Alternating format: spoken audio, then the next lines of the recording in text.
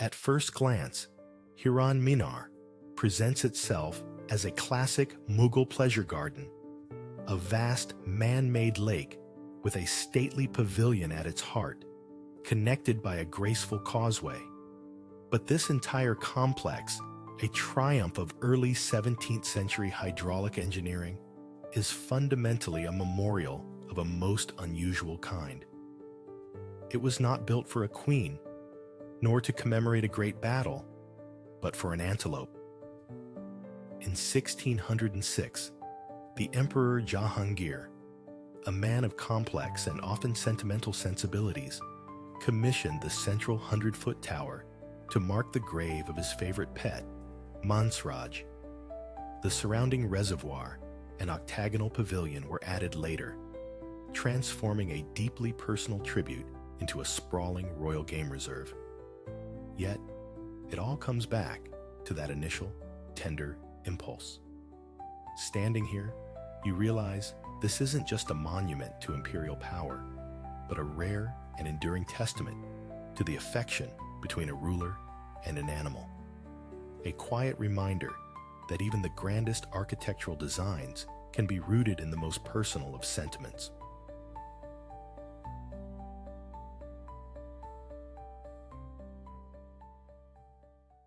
The name itself, Gili Air, offers the first clue to this island's distinct character. In the Indonesian language, air means water, and unlike its two neighbors in the archipelago, this small coral atoll is the only one to possess its own subterranean freshwater sources. This single geological advantage has shaped everything. For generations, it sustained permanent settlement and the cultivation of sprawling coconut plantations that still define its interior, long before tourism became the dominant economy. You see its legacy, not just in the lushness of the landscape, but in the deep-rooted Sasak community that gives the island its unique cultural gravity. The result is a delicate equilibrium, a place where the endless turquoise of the Bali Sea is balanced by the life-giving water hidden just beneath the sand. This constant, unseen presence fosters a unique tranquility, a rhythm that feels less transient and more deeply connected to the land itself, a gentle pulse in the heart of the Lombok Strait.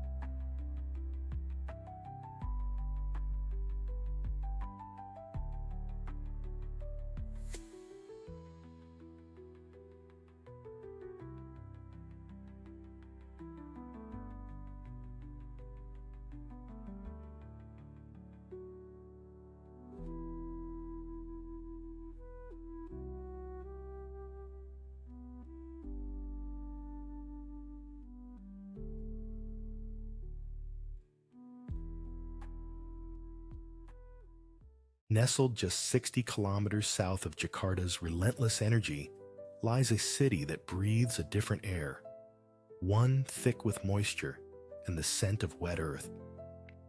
Bogor, known to Indonesians as Kota Hujan, the rain city, earns its name with an almost metronomic predictability.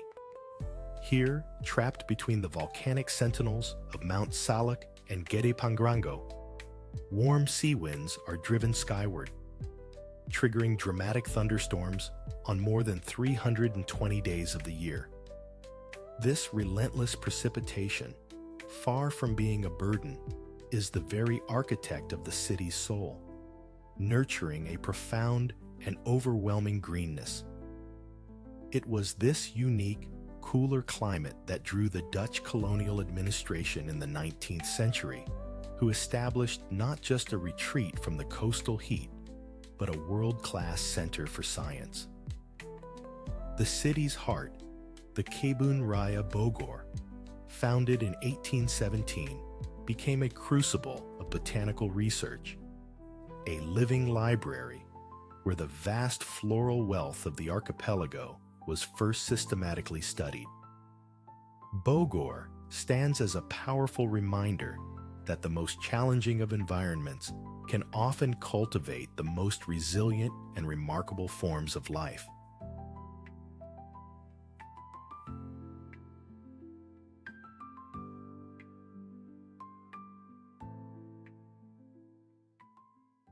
The backbone of Serra da Estrela is granite, forged deep within the earth over 300 million years ago. But the true sculptor of this high-altitude landscape was ice. During the planet's last great glaciation, some 20,000 years past, vast glaciers carved their way through these mountains, leaving behind indelible signatures on the rock. The Zezere Glacier Valley, a perfect U-shaped testament stretching for 13 kilometers, is the most magnificent of these scars.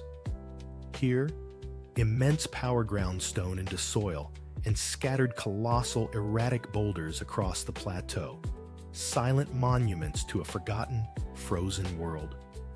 To walk here is to trace the slow, inexorable narrative of geological time, a story written not in ink, but in the very grain of the mountainside. It's a profound reminder that this seemingly serene landscape was born from some of the most formidable forces our planet can unleash, shaping everything from the course of its rivers to the character of the life that endures here.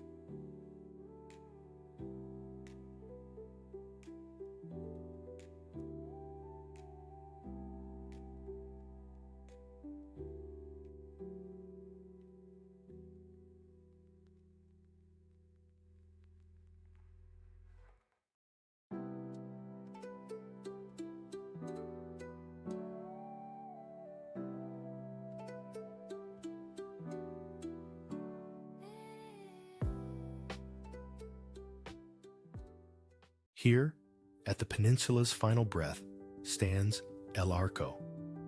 This granite monument, sculpted not by hand, but by millennia of wind and water, is more than a geological marvel. It is a silent keeper of history.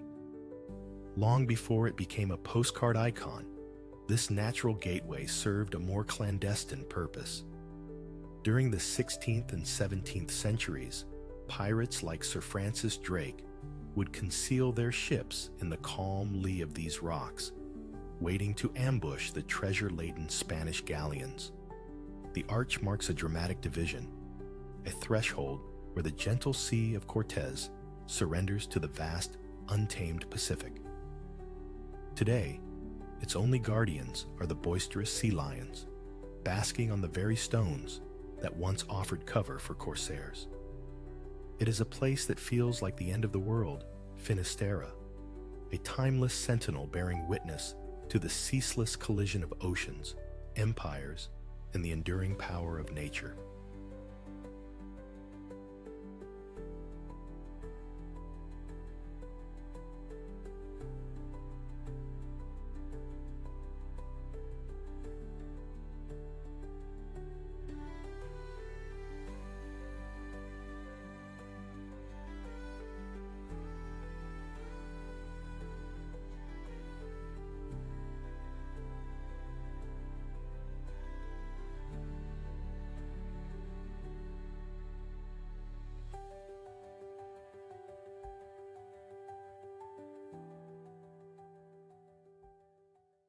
Borobudur rises from the Kedu Plain not as a temple, but as a mountain of stone, a testament to an almost incomprehensible ambition. Constructed from over 2 million blocks of andesite, a dark volcanic rock hewn from the very landscape it commands, the monument is a direct child of the fire-ringed earth it sits upon. The master builders of the Sailendra dynasty used no mortar, instead devising an immense interlocking puzzle that maps the Buddhist cosmos in its entirety. The journey for a pilgrim was one of deliberate ascent, a physical and spiritual climb through its 9 stacked platforms. One moves from the base, representing the world of desire, through 5 square terraces adorned with over 2,600 narrative reliefs, and finally to the 3 circular platforms crowned with 72 perforated stupas. This is not just architecture. It is a 3-dimensional guide to enlightenment, a path from earthly attachment to the formless realm of nirvana, a silent sermon in stone that survives centuries of volcanic ash to share its profound wisdom.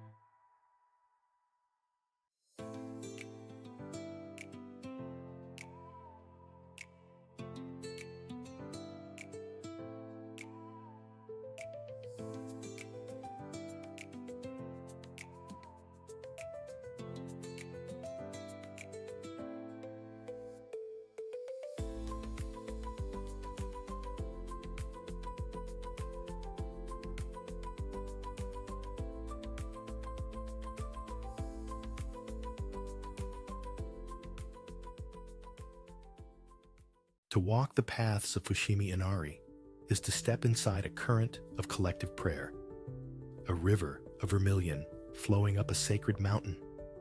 Dedicated since the 8th century to Inari, the Shinto kami of rice, sake, and crucially, of business, the shrine is far more than a single building. It is a sprawling, 4-kilometer pilgrimage route that weaves through the mountain's ancient cedar forest. What appears as a continuous corridor is, in fact, a staggering collection of over 10,000 individual torii gates, each a private donation. The sunlight filters through the dense columns, casting shifting patterns of light and shadow on the worn stone path. Inscribed with the name of a patron, a family, a small company, a major corporation, they stand as tangible offerings of gratitude for success or fervent hopes for prosperity yet to come. This is a landscape built not by a single emperor's decree, but by the cumulative faith of countless individuals, transforming a mountainside into a monumental, shared testament where personal ambition and spiritual devotion become indistinguishable.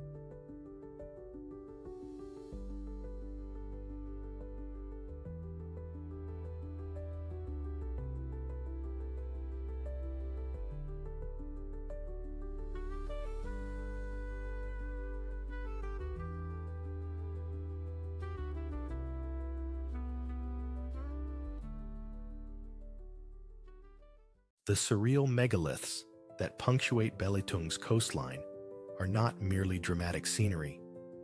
They are a direct window into the deep past.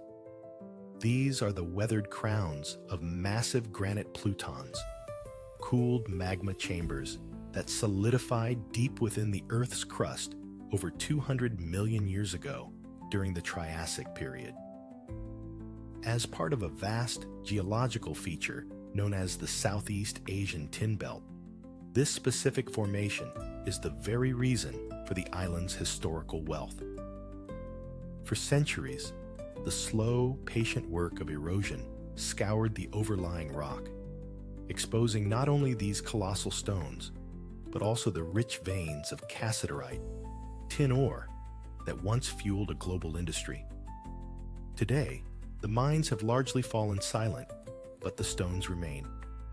They stand as stoic monuments, bearing silent witness to the immense geological forces that created them and the human endeavors that later defined this unique island landscape.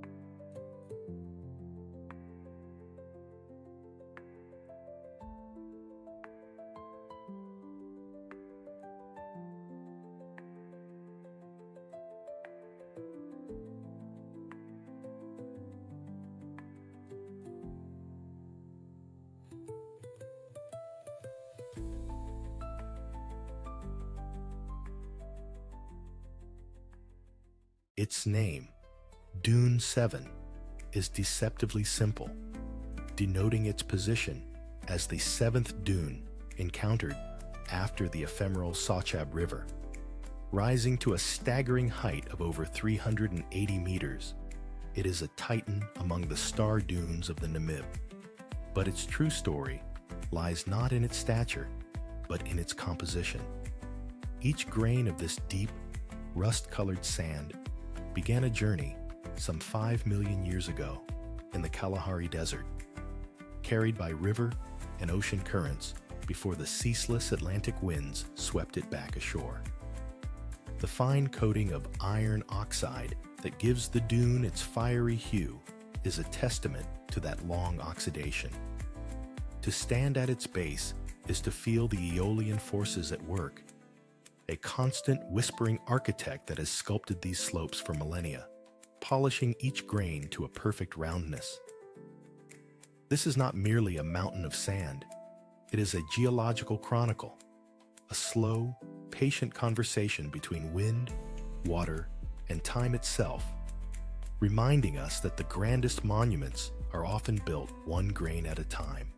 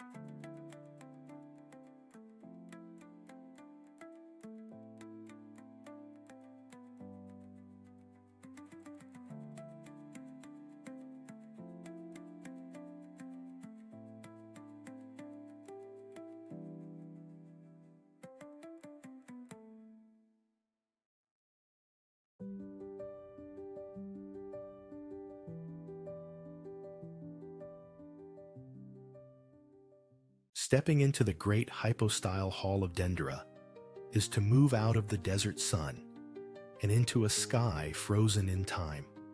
For nearly 2,000 years, the magnificent astronomical ceilings were obscured by a thick layer of soot, a legacy of the temple's later use as a shelter and church. Paradoxically, this grime acted as a preservative, and meticulous cleaning has revealed a breathtaking panorama of vibrant lapis lazuli and malachite green. Here, the goddess Nut arches over the world, while the familiar signs of the zodiac, a concept integrated during the Greco-Roman period, chart the heavens with astonishing precision. Gazing up past the 18 massive Hathor-headed columns, you realize you are not just seeing decoration. You are looking at a functioning cosmological map, a sophisticated fusion of ancient Egyptian faith and Hellenistic science. It's a profound statement that even as the age of the pharaohs waned, the human quest to understand our place in the cosmos burned as brightly as ever, etched permanently into stone.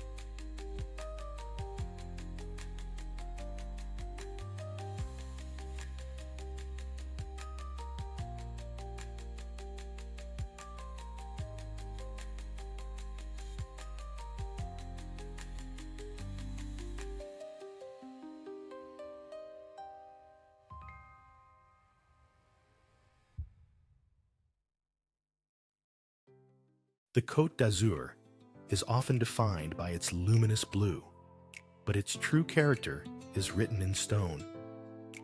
Here, where the Alps dramatically meet the Mediterranean, the coastline reveals a geological secret.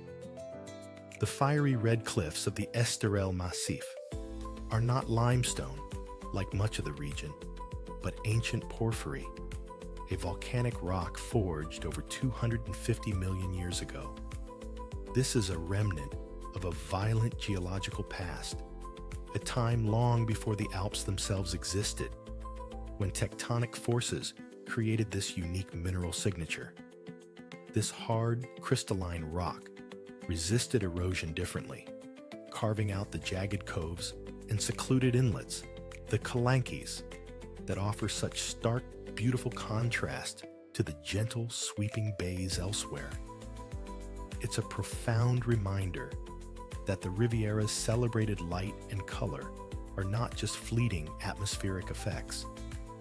They are a dialogue between the sun and a landscape born of deep time, a foundation of fire and pressure upon which centuries of human history, from Roman galleys to modern-day yachts, have played out their transient dramas.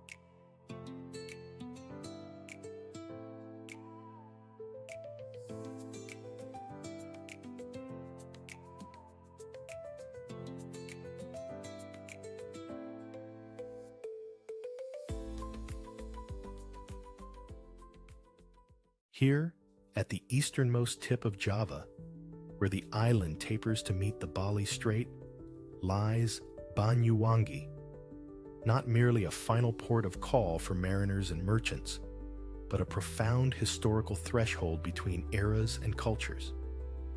For nearly 3 centuries, this rugged volcanic territory was the defiant heart of the Blambangan kingdom.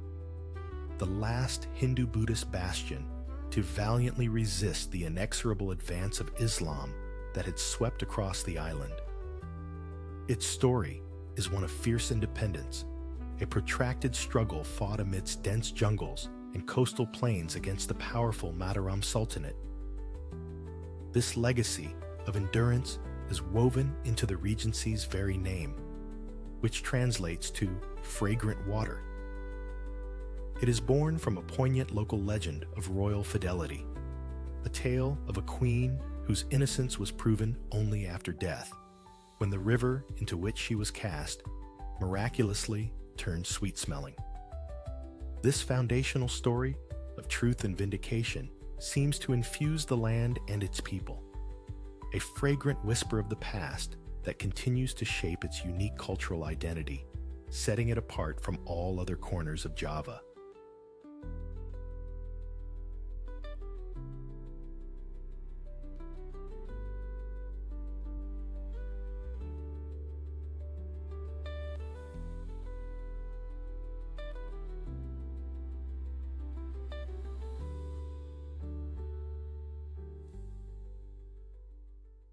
From above, Gwadar presents a striking and deeply resonant paradox, a coastline sculpted by the immense, unhurried forces of geological time, now being rapidly and irrevocably reshaped by the urgent ambitions of nations.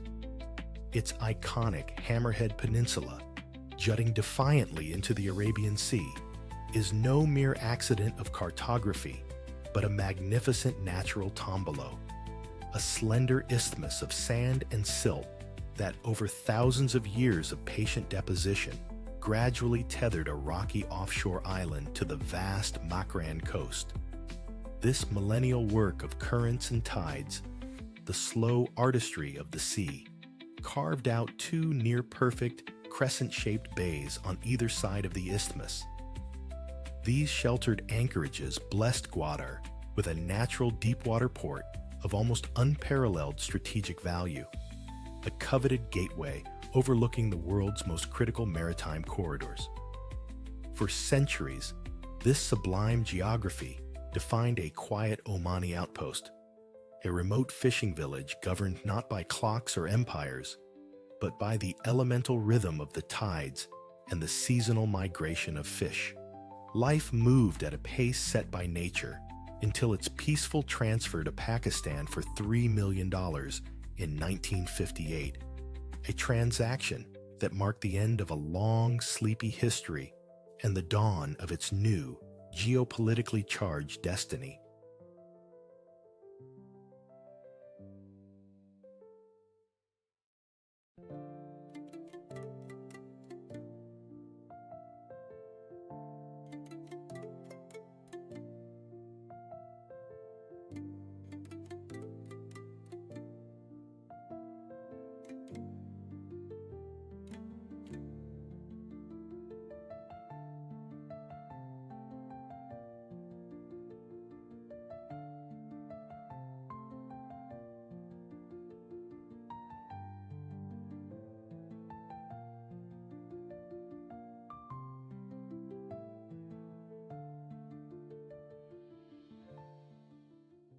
Named for the Dutch navigator Abel Tasman, this formidable sea guards a secret far older than any human chart.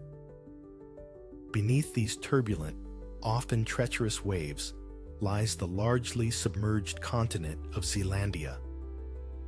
Roughly 94% of this immense landmass, which broke away from Gondwana some 85 million years ago, now rests thousands of feet below the surface, a ghost continent hidden in plain sight. The dramatic peaks of New Zealand and the solitary spire of Lord Howe Island are merely its highest points, mountain ranges piercing the ocean's skin. This profound geology is the very source of the sea's character, carving out immense depths and fueling the complex currents that have challenged mariners for centuries. To cross the Tasman, then, is not simply to travel between two countries, but to traverse a drowned world. a powerful reminder that the most significant landscapes on our planet are often the ones we cannot see.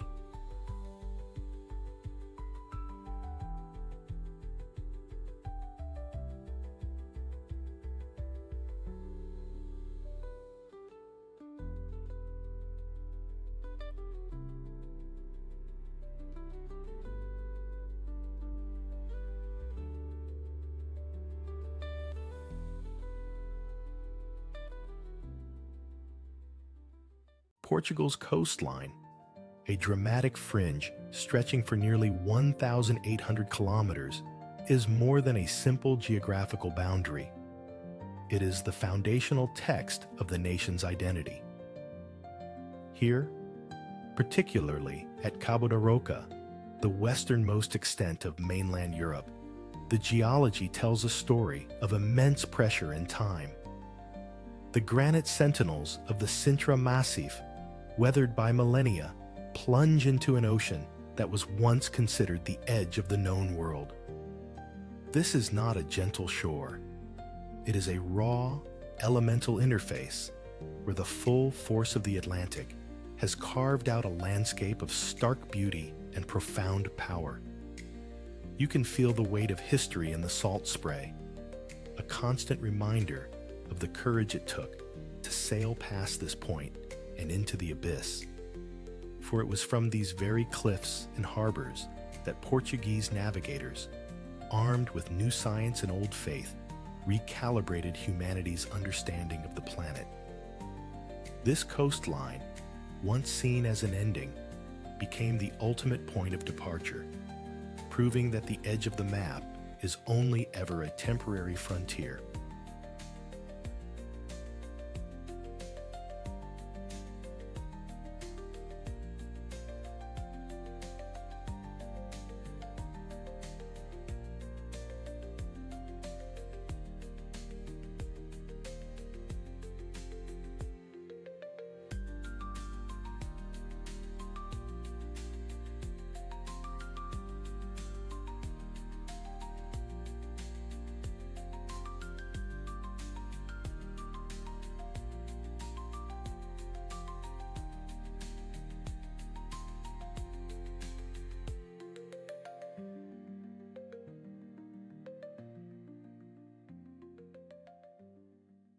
While Bandung earned the moniker Paris of Java for its Art Deco elegance and creative verve, its true story is etched into a far older canvas. The city is cradled within a vast highland basin, a serene landscape whose origins are anything but. This entire plain is the floor of a prehistoric lake, the final stage in a dramatic geological saga that began over 100,000 years ago. A cataclysmic eruption of the ancient Mount Sunda collapsed the volcano into a massive caldera, a scar on the Earth's surface that subsequently filled with water.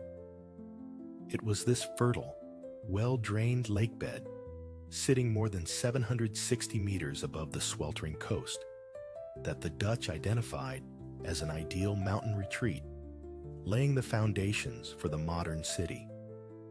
The cool air that nurtures its famous tea plantations and the volcanic soil that fuels its vibrant flora are direct legacies of that primordial violence. To understand Bandung is to look past the colonial facades and see the enduring power of the land, a city of life and innovation. Vanuatu is perhaps best understood not as a static place, but as a geological event in constant motion. This archipelago of 83 islands exists because of a slow, powerful collision, where the Australian tectonic plate dives beneath the Pacific, forging a landscape along the infamous Ring of Fire. This process creates a world of staggering contrasts. Some of the planet's deepest oceanic trenches lie just offshore, while on land, active volcanoes like Mount Yasur dust the incredibly fertile soil with a steady pulse of nutrient-rich ash. This very fragmentation, this volcanic, unpredictable geography, is the key to its human story. It fostered the isolation necessary for over 100 distinct languages to evolve, a density of linguistic diversity almost unparalleled on Earth. To live in Vanuatu is to exist in a direct relationship with the planet's raw power, to accept that the ground itself is not a permanent stage, but a creative and often volatile partner in the story of life.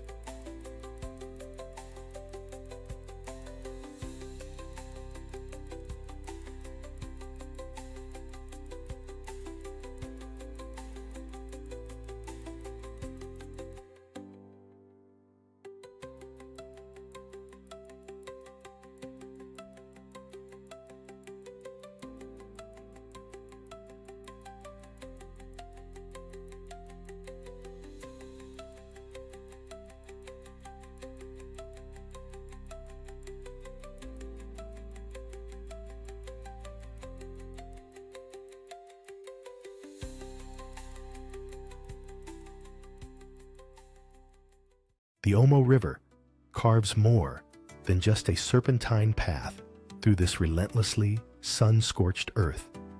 It slices deep into the very fabric of time itself. For countless millennia, its powerful annual floods have acted as a patient, rhythmic architect, depositing layer upon layer of rich silt and volcanic tuff. This relentless deposition has created a precise and beautifully stratified geological clock, a vertical timeline that has established this remote valley as one of the most profoundly significant paleontological sites on the entire planet.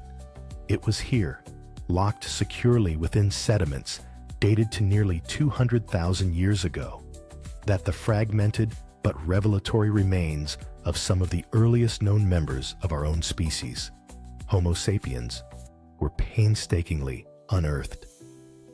Each distinct stratum, now exposed in the steep, crumbling riverbanks, is a legible chapter in our collective origin story. A vast, open-air library composed not of paper, but of volcanic ash, ancient soil, and the scattered stone tools of our ancestors, all meticulously cataloging the very dawn of humanity. To stand on this ground is to witness a landscape that is not merely inhabited by history, but is actively and continuously revealing it. A place where the deep, silent past continually rises from the earth to meet the vibrant, living present of the valley. The granite spine of the Serra de Sintra rises like a sudden thought from the coastal plains, creating a world apart. Its peaks comb moisture from the Atlantic winds, draping the landscape in a near-constant haze and sustaining a climate radically different from the sun-scorched lands just a few kilometers away. It was this unique atmospheric alchemy that first drew the Moors, and later, centuries of Portuguese royalty. They sought not just a defensible high ground, but a natural refuge from the oppressive summer heat of the capital. A cool sanctuary shrouded in green. This royal patronage transformed the mountain into a vast botanical experiment, importing hundreds of exotic species from across an empire to create a verdant, almost fantastical forest that thrives against the odds. The gardens of palaces like Pena and Monserrate are therefore not merely decorative.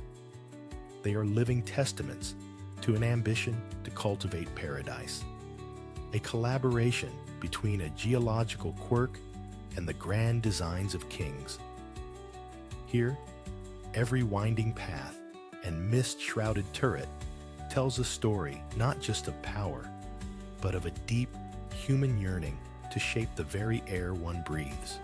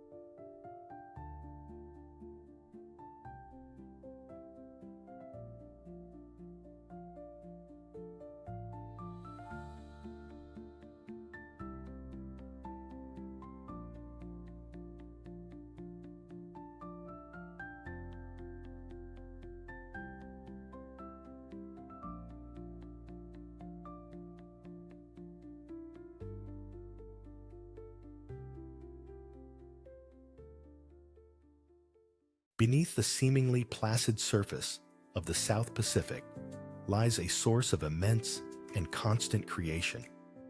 Here, the Tonga Kermadec Trench, a chasm plunging to depths of nearly 11,000 meters, marks the violent boundary where one tectonic plate is forced beneath another.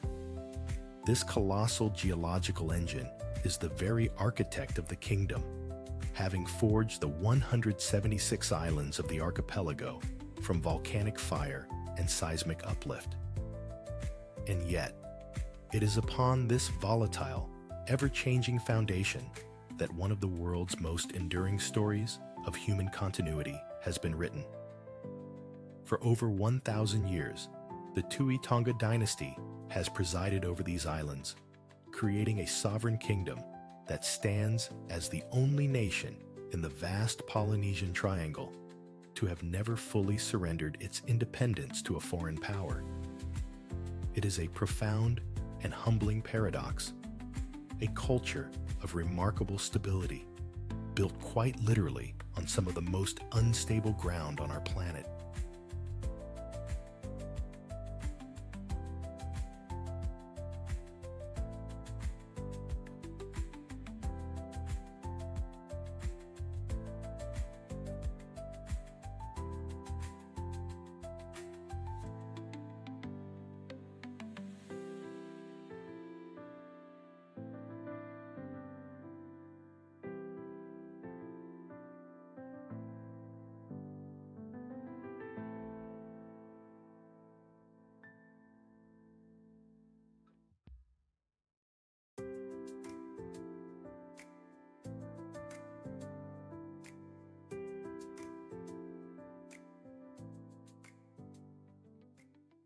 The Hopar Valley is less a single destination and more a geological event in slow motion, a grand and visceral confluence where the Karakoram's immense, earth-shaping forces are made starkly visible. It is a landscape in a perpetual state of becoming, a theater of raw creation. Here, at the foot of the 7,000-meter Spontic and Malubiting peaks, which stand as silent, jagged sentinels against the sky, three immense rivers of ice, the Barpu, the Miar, and the titular Hopar Glacier, wrestle their way down separate canyons. They do not simply meet. They collide in a monumental grinding union to form a single vast tongue of deeply crevassed ice known as the Bualtar Glacier. Its surface is not a pristine, uniform white, but a chaotic and living tapestry of gray and black moraine, a colossal conveyor belt of shattered rock and pulverized stone carried upon the ice. Boulders, the size of small dwellings, are strewn across its back, and the ice itself, where visible, is fractured into a labyrinth of yawning chasms. The ascent of nearly 400 stone steps is a pilgrimage in itself, a deliberate journey upward that prepares one for the profound meaning of the destination. While it possesses the timeless grace of classical architecture, the Churedo Pagoda is not an ancient relic. It was completed in 1963 as a cenotaph, a peace memorial for the citizens of Fujiyoshida, lost in conflicts since the late 19th century. This knowledge reframes the iconic vista entirely. The structure ceases to be a mere foreground for Mount Fuji and becomes a solemn testament to remembrance, its 5 stories echoing Buddhist cosmological elements of earth, water, fire, wind, and void. Each spring, when the cherry blossoms bloom, their transient, breathtaking beauty creates a poignant dialogue with the pagoda's purpose, a powerful meditation on sacrifice, the fleeting nature of life, and the enduring, silent presence of the sacred mountain that has witnessed it all.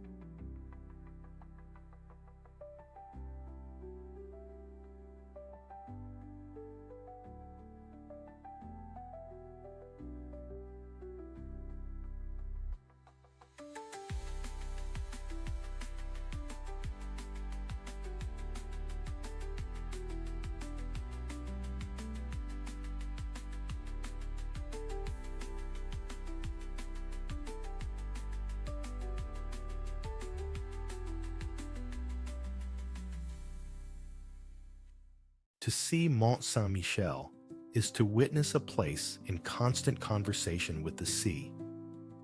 Its very existence is dictated by the tides, some of the most dramatic in all of Europe, where the difference between high and low water can exceed 15 meters.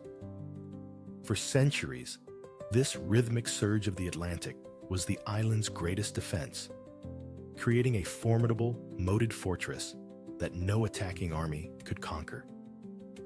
Pilgrims, arriving by the thousand, knew the bay's other face, a treacherous expanse of sand and quick-moving water, said to rush in at the speed of a galloping horse. Reaching the abbey was therefore not just a journey, but a profound test of faith. Even today, immense engineering efforts are undertaken to preserve this delicate tidal balance, ensuring the mount remains an island. It stands as a testament not only to medieval ambition, but to a 1,000-year-long negotiation between human creation and the unyielding power of the ocean.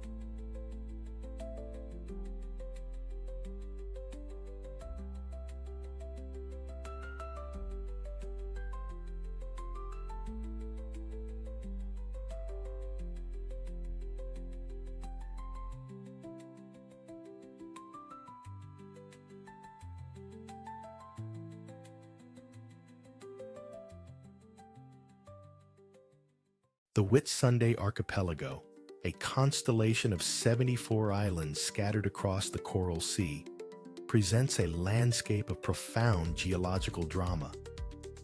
These are not volcanic upstarts, but the resilient peaks of a coastal mountain range, drowned by rising sea levels some 10,000 years ago as the last great ice age receded. The channels that now carry turquoise tides were once deep valleys, and the forests that cling to these slopes are ancient holdovers from a lost continent. At the heart of this submerged world lies Whitehaven, whose legendary sand, a staggering 98% pure silica, is itself a geological enigma, not native to these shores, but carried here by currents over millennia.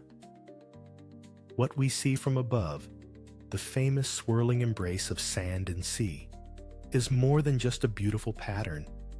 It is the visible evidence of deep time, a slow, relentless conversation between land and water that began long before Captain Cook charted this passage in 1770.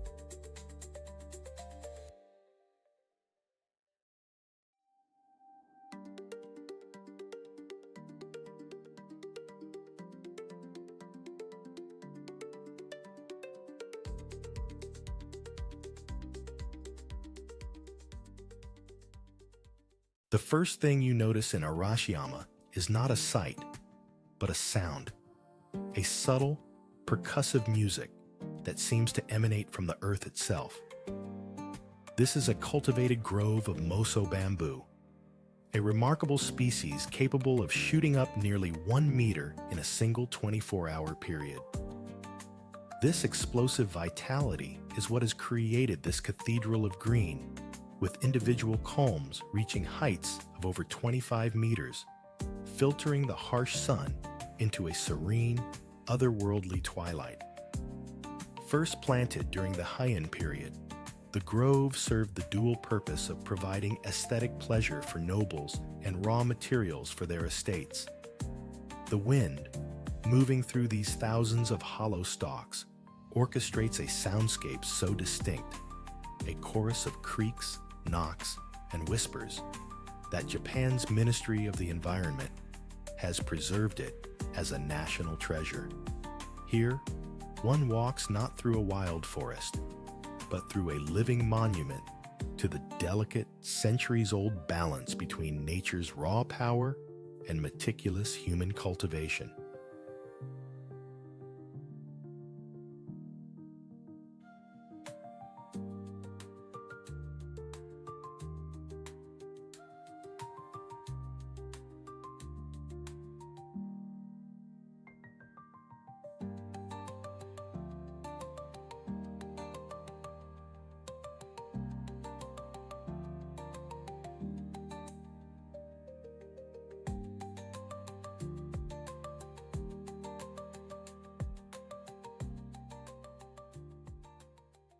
To the untrained eye, Bali's iconic rice terraces are simply a masterpiece of agricultural engineering, a cascade of emerald green carved into the volcanic hillsides. But to understand their true significance is to understand the island's very soul. This is the Subak system, a complex, community-based water management network that dates back to the 9th century. It is far more than mere irrigation. It is a living manifestation of the Balinese philosophical concept of Trihita Karana, which seeks harmony among the spiritual world, the human world, and the natural world. Water from rivers and springs is channeled through a democratic and spiritual system of temples, canals, and weirs, managed not by officials, but by priests and farming communities. For over 1,000 years, this intricate dance between faith, community, and ecology has sculpted the landscape, ensuring that every stalk of rice is nourished not just by water, but by a profound, shared respect for the balance of life itself.